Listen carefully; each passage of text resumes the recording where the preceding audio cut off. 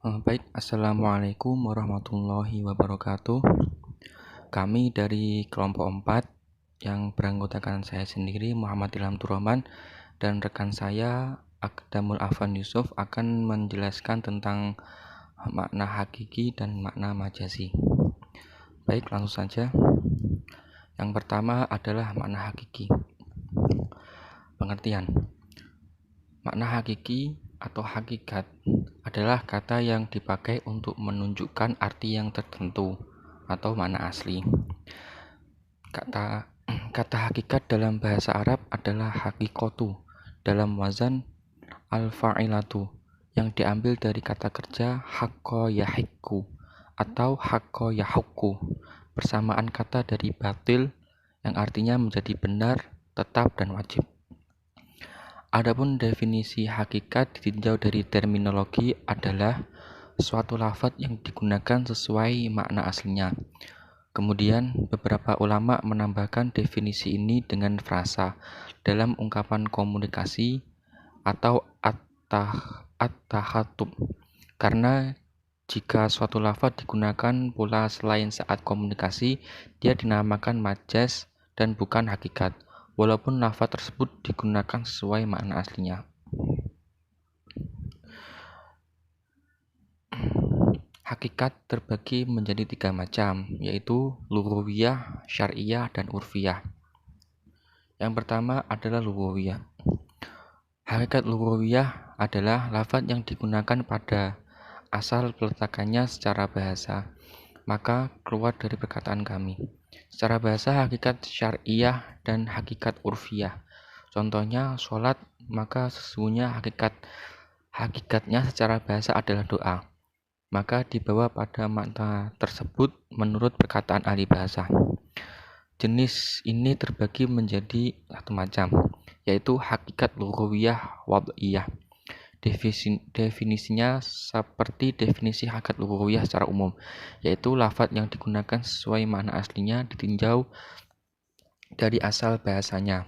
Contoh dari hakikat ini adalah kata singa, yang diartikan sebagai hewan buas yang berani dan sebagai raja hutan. Dan kata manusia diartikan sebagai hewan yang dapat berbicara. Yang kedua adalah hakikat urfiyah. Hakikat urfiyah adalah lafaz yang digunakan pada asal peletakannya secara urf, adat atau kebiasaan. Contohnya adalah ad-dabbah. Maka sesungguhnya hakikat secara urf adalah hewan yang mempunyai 4 kaki. Maka dibawa pada makna tersebut menurut perkataan ahli urf.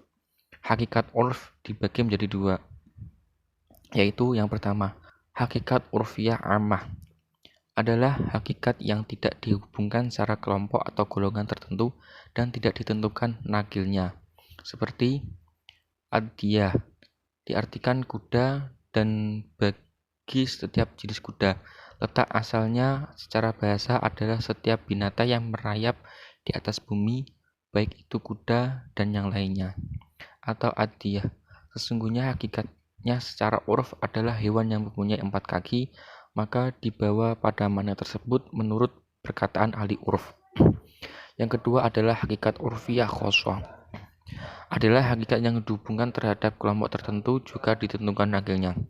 Contoh mubtada, khobar, dan fa'il dalam istilah ahli nahwu, mutlak, muqayyad, dan istilah ahli usul, dan sebagainya. Yang ketiga adalah hakikat syar'iyah, lafaz yang digunakan pada asal peletakannya secara syar'i. Pendapat lain menyebutkan bahwa hakikat syar'i adalah setiap lafaz yang diletakkan dengan makna lughah kemudian digunakan dalam syarak dengan sebutan lain. Contohnya sholat. Maka sesungguhnya hakikatnya adalah secara syar'i adalah perkataan dan perbuatan yang sudah diketahui yang dimulai dengan takbir dan diakhiri dengan salam. Maka dibawa pada makna tersebut menurut perkataan ahli syar'i. Yang selanjutnya adalah makna majazi yang akan dijelaskan oleh rekan saya, Afan. Waktu dan tempat dipersilakan. Baik, Assalamualaikum warahmatullahi wabarakatuh.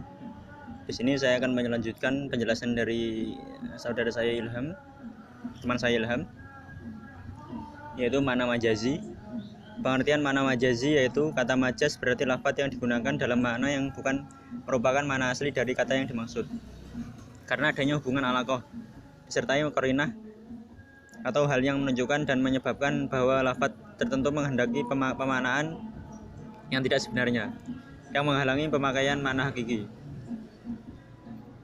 Nah, di sini diterangkan bahwa kata majaz di situ maksudnya adalah suatu kata yang digunakan oleh seorang pembicara, akan tetapi bukan yang dimaksud bukan makna aslinya, yaitu makna perumpamaan. Kemudian majaz di sini terbagi menjadi dua macam, yaitu majaz mufrad dan majaz murokab.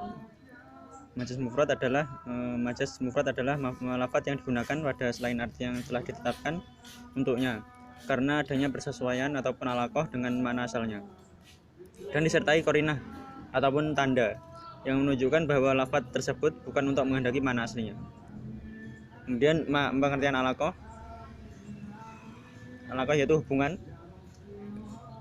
ataupun keserupaan khusus antara makna majaz dan makna yang asli. Kemudian qarinah adalah hal yang dijadikan oleh mutakalim sebagai petunjuk ataupun tanda bahwa dengan suatu lafadz dia menghendaki pada selain makna aslinya. Saya menyebutkan satu contoh, yaitu ra'aitu asadan fil madrasati. Asadan di sini adalah majaz. Jadi asadan itu oleh mutakalim ataupun pembicara bisa dimaknai dengan seorang yang pemberani ataupun seorang yang kuat. Ra'aitu asadan fil madrasati, saya melihat singa di madrasah ataupun di sekolah. Nah, qarinahnya di sini adalah fil madrasati. Nah, fil madrasati ini adalah sebagai qarinah ataupun tanda bahwa adanya makna yang bukan makna asli. Maksudnya yang menjadikan tanda bahwa yang membedakan antara asad dan ataupun singa dan orang pemberani itu adalah adanya qarinah ataupun adanya keterangan fil madrasati tadi. Dengan kita mengetahui fil madrasati tadi di madrasah ataupun di sekolah, maka kita akan mengetahui bahwa yang dimaksud pastinya bukan singa yang asli, tapi orang yang pemberani tadi. Kemudian majaz mursal, yaitu majaz ini adalah suatu kata yang sengaja digunakan untuk menunjukkan selain arti kata aslinya, karena melihat hubungan ataupun antara makna asli dan majazi yang bukan berupa penyerupaan serta adanya pertanda yang menunjukkan untuk tidak menghendaki makna aslinya ataupun qarinah. Majaz mursal ini mempunyai beberapa alaqah ataupun hubungan, mempunyai makna keterkaitan yang berbeda-beda. Yang pertama yaitu juz'iyah, kulliyah, al-musabbabiyah, al-aliyah, ini baru makana, ini baru ma'yakunu. Mungkin bisa dibaca untuk pengertian dan contohnya di makalah. Kemudian majaz isti'arah. Isti'arah ini adalah menggunakan suatu lafadz untuk selain arti asli yang ditetapkan karena ada persesuaian keserupaan antara arti yang dipindahkan dan arti yang dipakai, serta terdapat pertanda yang memalingkan dari menghendaki makna aslinya. Rukun majaz isti'arah itu ada 3 macam. Yang pertama yaitu musta'ar minhu, musta'arlah, dan musta'ar. Kemudian selanjutnya syarat majaz isti'arah, yaitu dalam isti'arah ini tidak diharuskan menyebutkan wajah syabah. Jadi kalau misalkan untuk rumus daripada majaz tadi adalah adanya musyabbah, adanya musyabbah bih, adanya adatut tasbih, dan adanya wajah syabah. Nah, di sini dalam isti'arah tidak diharuskan menyebutkan wajah syabah. Harus juga melupakan tasbih yang menjadi dasar isti'arah, serta menyatakan bahwasanya musyabbah itu merupakan salah satu unsur dari beberapa unsur musyabbah bih yang bersifat umum. Kemudian bentuk isti'arah tidak dibentuk dari alam syakhsi karena tidak mungkinnya bisa masuk dalam hakikat diri. Alam syakhsi ini maksudnya adalah seseorang. Kemudian majaz murokab, pengertian majaz murokab yaitu yang dimaksud adalah susunan lafadz yang digunakan pada penyerupaan dengan bentuk arti asal dengan metode isti'arah tamtsiliyah. Yaitu isti'arah tamtsiliyah itu penyerupaan. Majaz murokab ada 2, yaitu majaz murokab yang terjadi dalam nisbat ataupun isnad khobari, Yang kedua yaitu majaz murokab yang menyamai tasbih tamtil dalam majaz syabahnya. Untuk lebih lanjutnya bisa dibaca, dipahami di makalah.